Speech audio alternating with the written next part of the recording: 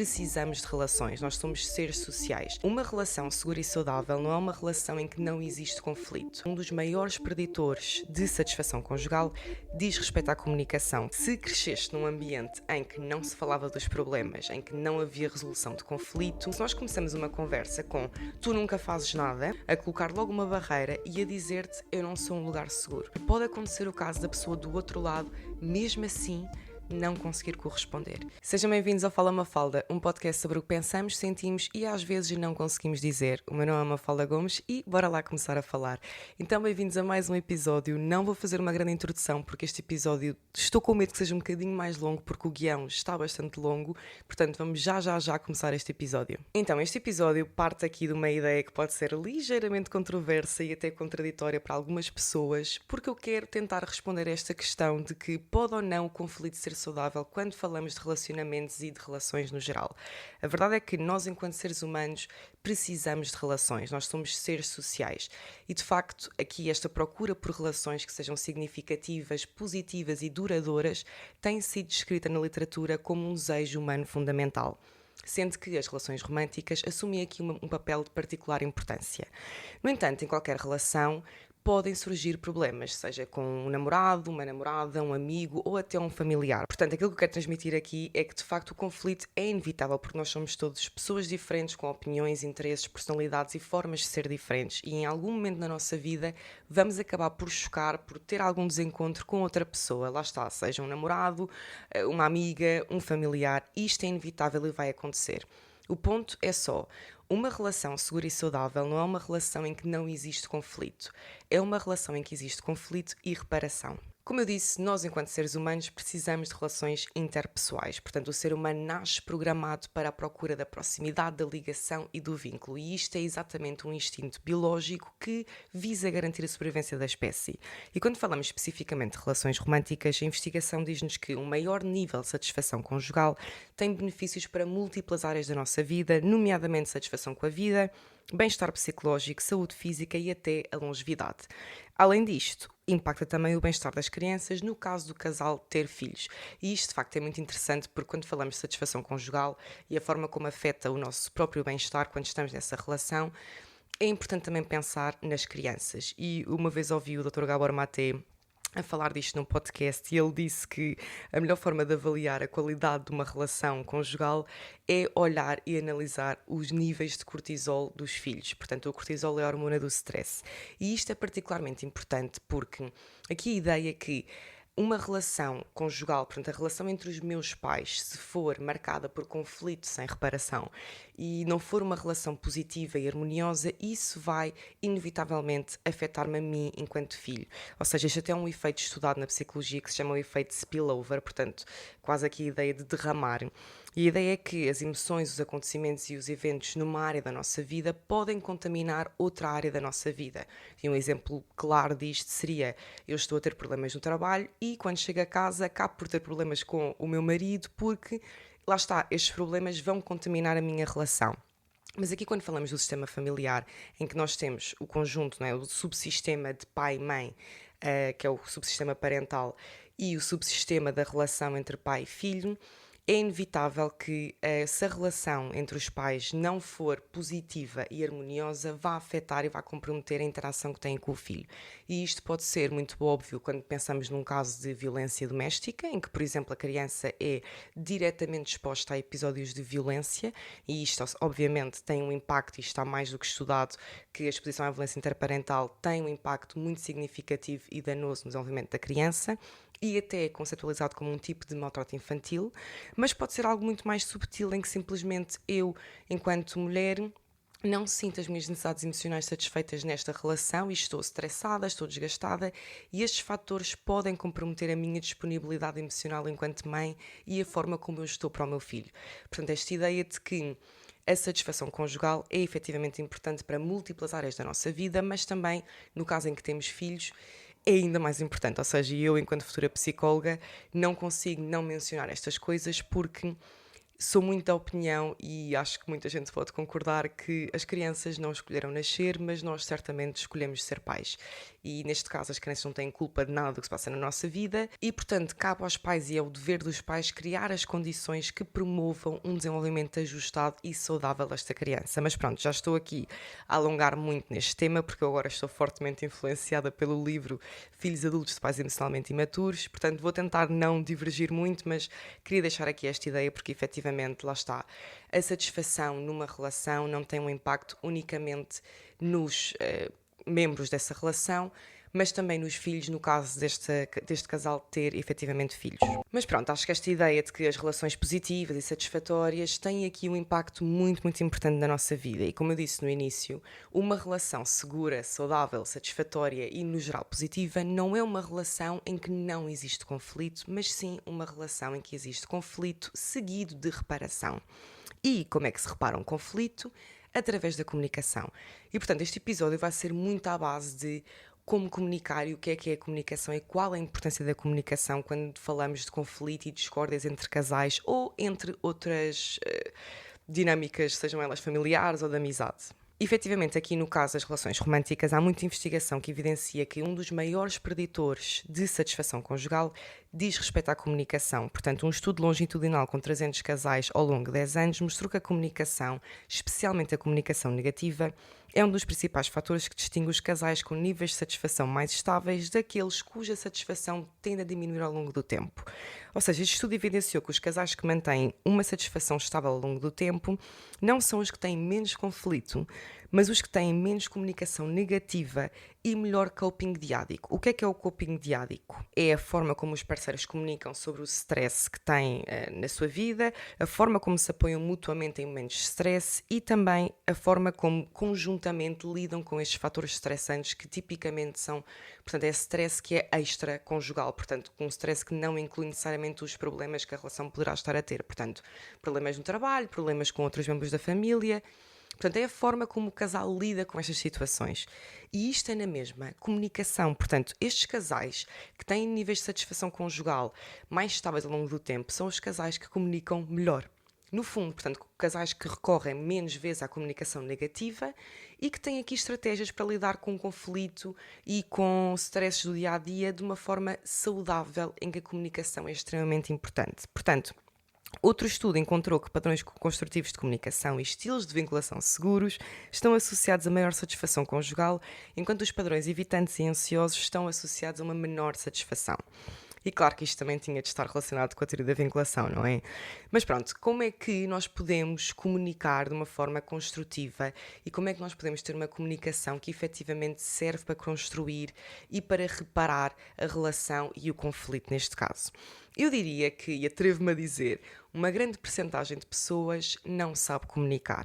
E por um lado, há pessoas que podem não saber comunicar porque simplesmente não conseguem aceder ao seu mundo interior e, portanto, não sabem o que é que querem, o que é que sentem, o que é que precisam.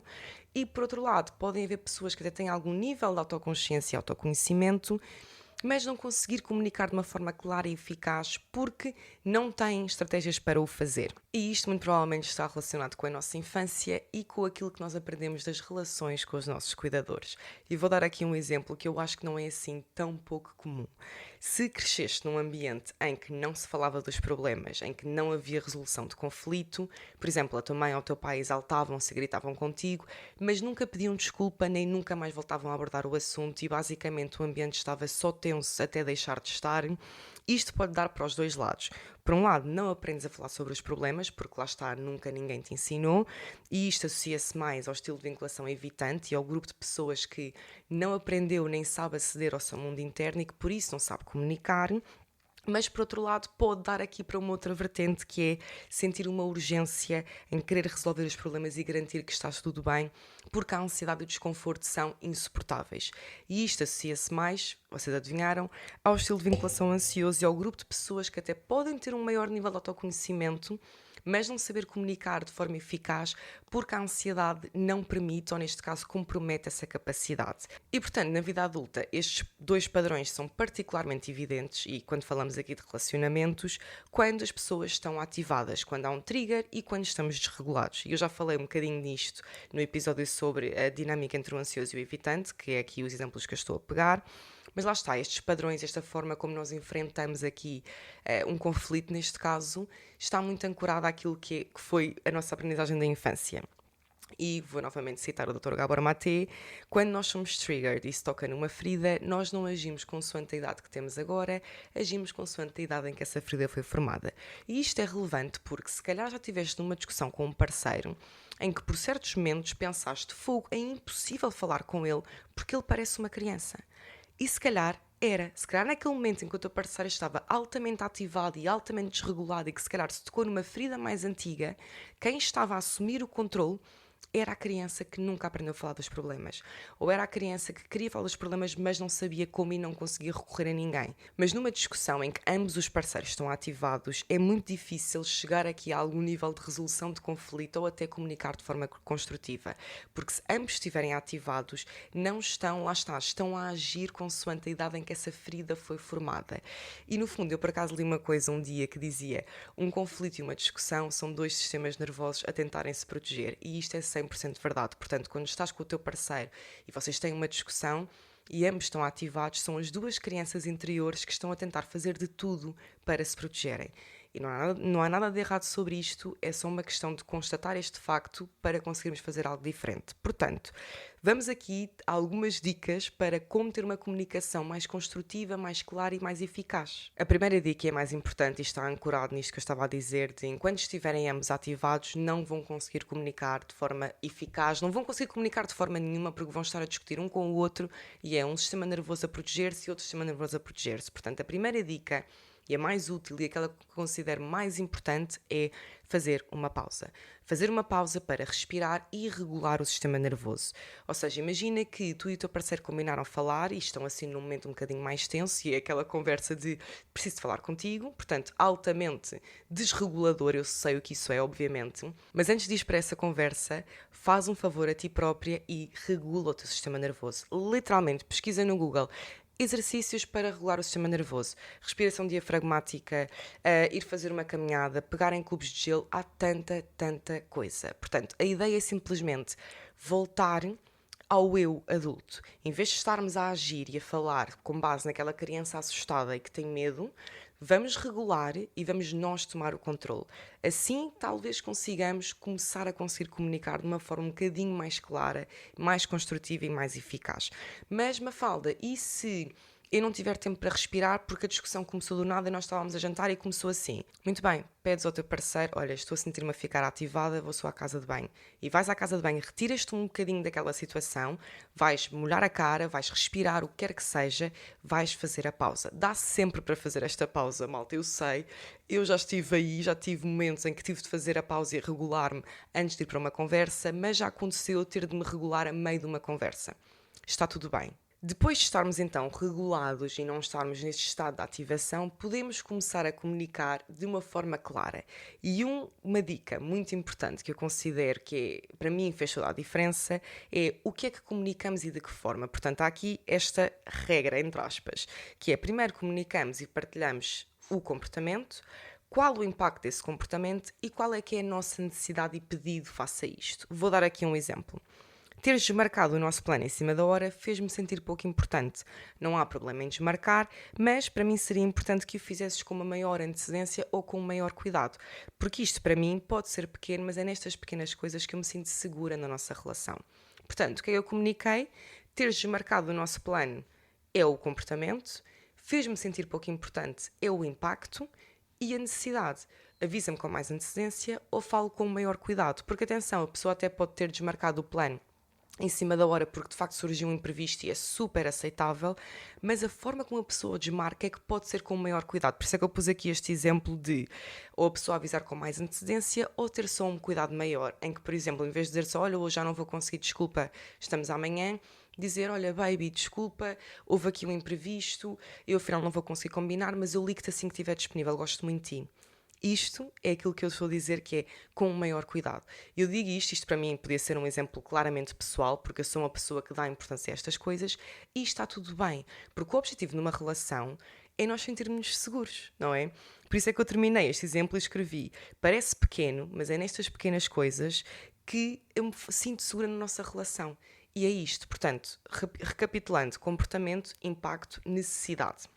Depois disto, outra coisa que está diretamente relacionada é usar afirmações na primeira pessoa e ao mesmo tempo evitar as generalizações e os termos absolutos. Portanto, reparem, dizer tu nunca me ouves comete aqui estes dois erros, porque está tu, que é na segunda pessoa, e o nunca, que são afirmações, não é? Que são estes termos absolutos. O exemplo que eu dei antes, que é teres desmarcado o nosso plano em cima da hora, fez-me sentir pouco importante, fez-me sentir. Afirmações na primeira pessoa.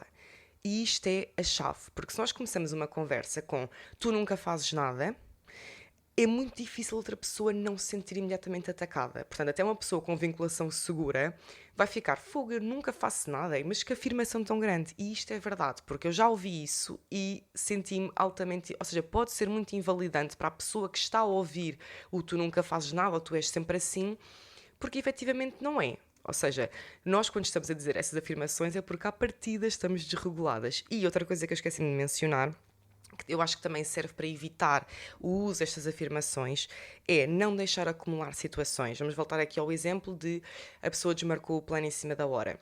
Se eu, a primeira vez que isto acontece, eu não mencionar, eu simplesmente engolir e guardar isto para mim, o que é que será que vai acontecer quando houver uma segunda, terceira, quarta e quinta vez? O que vai acontecer é, à quinta vez, eu vou estar tão desregulada e eu vou entrar nesta conversa a dizer: tu és sempre a mesma coisa e tu nunca chegas a horas. E, portanto, voltamos aqui a esta ideia de que esta comunicação é que lá está, não é clara nem é eficaz. Portanto, a ideia de não deixar acumular é muito, muito importante, porque o deixar acumular é que cria ressentimento e pode levar a este conflito que pode não ter reparação, porque estamos aqui novamente neste estado de ativação, porque já foi a quinta vez que isto aconteceu, mas a verdade é que se tu não disseste a primeira vez, como é que estás à espera que a pessoa adivinhe? Ou seja, a pessoa faz uma coisa uma vez e tu não tens reação, a pessoa acha que pode fazer e que está tudo bem. E na verdade não estava. Portanto, comunicar, não deixar acumular e falar logo das coisas nesta perspectiva regulada e calma. Outra coisa que também é muito importante é estar disponível para ouvir o outro lado.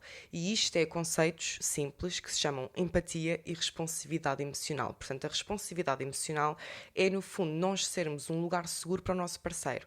É eu ser uma pessoa que o meu parceiro sabe que pode recorrer e que pode contar e que eu não vou julgar e que eu vou acolher as emoções dele. É o mesmo que dizer empatia, ou seja, esta capacidade de ouvir o outro lado. E o objetivo não tem de ser compreender totalmente a experiência da outra pessoa, porque eu acho que isto é um tema muito comum também, que é, nós tentamos explicar tanto que a pessoa não vai compreender. Ou seja, eu não estou à espera que uma pessoa que não tem vinculação ansiosa compreenda 100% aquilo que eu estou a sentir quando ele não me manda mensagem. É impossível, porque a pessoa não tem essa experiência. Da mesma forma que eu não consigo compreender a 100% quando o meu namorado evitante me diz que quer espaço, porque eu não tenho essa experiência. Mas aqui a ideia vai para além de compreender, é, em vez de compreender por si só, é ficar, é ouvir e acolher sem julgamento. Porque imagina que sempre que tu vais falar com o teu parceiro, e até podes utilizar estas afirmações e usar esta comunicação regulada e eficaz, mas o teu parceiro te diz: pronto, lá vem ela, o que é que eu fiz desta vez? Vá, diz lá. Esta pessoa está de uma forma muito simples a colocar logo uma barreira e a dizer-te: eu não sou um lugar seguro. E nós numa relação, seja ela uma relação romântica, de amizade ou familiar, nós não queremos isso, não é? Nós queremos alguém que nós podemos contar e que seja um porto seguro. E isto está relacionado com termos da teoria da vinculação. Portanto, um bebê, quando recorre à mãe ou ao cuidador principal, a mãe é o porto seguro. É isto vem desde a infância. Nós queremos um porto seguro, uma pessoa que nós podemos falar, contar, dizer tudo o que nos vai na cabeça sem medo de perda, sem medo de julgamento e sem medo que a pessoa nos invalide. Portanto, aqui esta ideia de estar disponível para ouvir o outro lado é muito, muito importante. Responsividade emocional. Outra coisa que também é muito importante e que eu acho que também está relacionada com isto é a capacidade de assumir responsabilidade. Portanto, é necessário ter confiança e maturidade para se admitir quando fizemos alguma coisa de errada. E, ou seja, vamos pensar que, no exemplo que eu tenho vindo a dar, eu comunico ao meu parceiro que teres desmarcado o nosso plano em cima da hora fez-me sentir pouco importante e eu preciso que... babababá. E diga a história toda. E a reação dele é, não, mas eu atrasei-me porque... nananana, e começa a justificar-se. Eu não, ou seja, eu enquanto namorada, eu não te estou a dizer que tu não tens razões para te estar atrasado, mas se tu começas logo a defender-te, imediatamente estás a invalidar aquilo que eu estou a dizer. Eu não estou errada por sentir. Eu não estou errada por sentir. E tu estás-me a justificar e a dizer, não, mas isto é porque tal. Eu não estou a sentir, lá está, um lugar seguro para eu falar. Portanto, a capacidade de assumir responsabilidade, ou seja, a responsabilidade emocional de...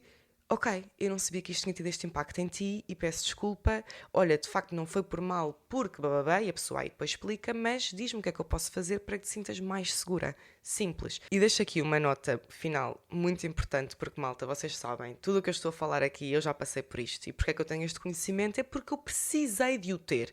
Porque eu tive muitas dificuldades, neste caso, em comunicar em relações, em comunicar as minhas necessidades emocionais, porque eu também demorei muito tempo a perceber aquilo que eu queria, que eu precisava, ou melhor, eu não demorei a perceber porque eu sempre fiz parte do segundo grupo de pessoas. Do grupo de pessoas que até tinha algum nível de autoconsciência, mas que não sabia comunicar porque a ansiedade era tanta. Eu não sabia fazer uma pausa, regular-me, respirar e depois comunicar.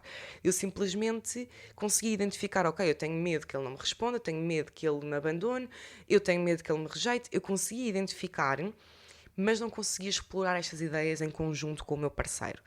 Portanto, deixo aqui esta nota de que tu podes fazer isto tudo e fazer este esforço todo, porque acredita que eu sei que é um esforço. Pensar, ok, eu vou-me regular, depois vou comunicar afirmações da primeira pessoa e não vou, ok, que é comportamento, impacto, necessidade. Tu vais fazer este esforço todo e pode acontecer o caso da pessoa do outro lado, mesmo assim, não conseguir corresponder.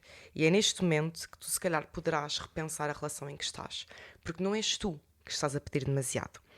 Porque esperar empatia, responsividade emocional, responsabilidade emocional não é pedir demasiado. É o mínimo de uma relação segura e saudável. E quando se calhar te aperceberes disto, vais ver a vida de outra forma. A vida, pronto, as relações de outra forma. E se mesmo assim achares que pedir empatia, respeito, responsabilidade emocional e responsividade e sensibilidade é pedir muito, se calhar está na altura de olhar para dentro e, acima de tudo, olhar para trás. Ou seja, em que momento da tua vida é que tu aprendeste que ter necessidades emocionais é mau? Em que momento da tua vida e quem é que te ensinou que tens de te encolher para não incomodar? Em que momento e quem é que te ensinou que expressar aquilo que sentes é errado, ou incomoda, ou é chato, ou é demasiado? Acho que é nestes momentos que nós conseguimos olhar para dentro e eu já fiz esse trabalho, eu já olhei muito, muito para dentro, por isso é que eu também consigo ter este nível de autoconhecimento e, como eu estava a dizer, esta situação recente que eu disse que me aconteceu, para mim foi muito difícil assumir que simplesmente era uma relação que não me servia, que não era capaz de corresponder àquilo que eu quero, preciso e, acima de tudo, mereço. Porque eu mereço, eu e qualquer pessoa, merece empatia, respeito, responsabilidade emocional e responsividade. Eu lamento que te identifiques com estes vídeos e com o meu podcast, eu tenho mesmo pena, apesar de ainda bem que estás desse lado, mas eu tenho pena que te identifiques, porque eu sei o que é crescer sem sentir que tenho um porto seguro. E quando chegas à adulta e estás numa relação, tudo o que tu queres é sentir esse porto seguro, é sentir esse carinho, é sentir-te vista, compreendida e amada. E muitas vezes nós procuramos isso na pessoa, eu não vou dizer na pessoa errada, mas na pessoa que não é capaz de nos dar isso. E eu tenho outros episódios sobre estes assuntos, portanto, porque é que pessoas com um estilo de vinculação ansioso tendem a atrair-se para pessoas emocionalmente indisponíveis, isto está noutros episódios, mas eu sei o que isso é. E, na verdade, quando nós começamos a pensar que esta necessidade de nós termos de sermos compreendidas e eu quero explicar e eu quero que a pessoa perceba, é uma necessidade muito mais antiga de uma criança que simplesmente quer ser ouvida, vista e validada. Portanto, espero que este episódio tenha sido útil.